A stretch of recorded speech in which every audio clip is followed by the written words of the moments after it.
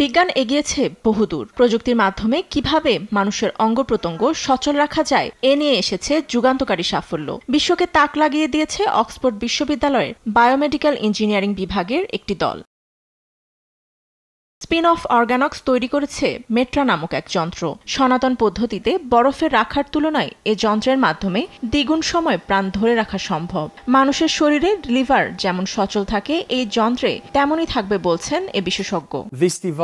হৃৎপিণ্ডের পরিবর্তে প্রতিস্থাপন করা হয়েছে সেন্ট্রিফুগাল পাম্প, যেখানে মেশিনের মাধ্যমে সরবরাহ হচ্ছে রক্ত, আর ফুসফুসের পরিবর্তে অক্সিজেনেটর। প্লে, স্টপ ও ইজেক্টে পরিচালিত হয় মেশিন। শরীরে প্রতিস্থাপনের আগে বিষয়টি ভালোভাবে পর্যবেক্ষণ করা সম্ভব।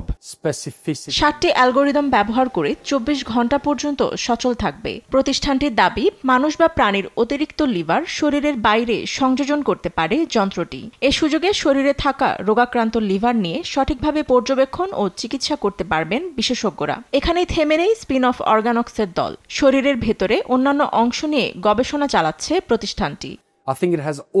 যখন শুরু করেছিলাম তখন কেউ বিশ্বাস করেনি এটা সম্ভব। এত কম খরচে সেবা পাওয়া যাবে এ নিয়ে অনেক কথা ছড়ায়, কিন্তু এখন আমরা সাফল্যের অনেকটা কাছাকাছি। 40 জন প্রকৌশলীর একটি দল 15 বছর ধরে এটি বাস্তবে রূপ দিতে নিরলস পরিশ্রম করে যাচ্ছেন। রোগীদের সাহায্যের সঙ্গে বাণিজ্যিকভাবেও এর সাফল্য হবে দুর্দান্ত।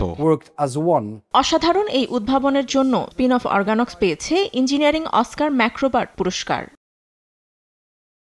ফাতেমা তাসনিম, নিউজ ডেস্ক, দেশ টিভি।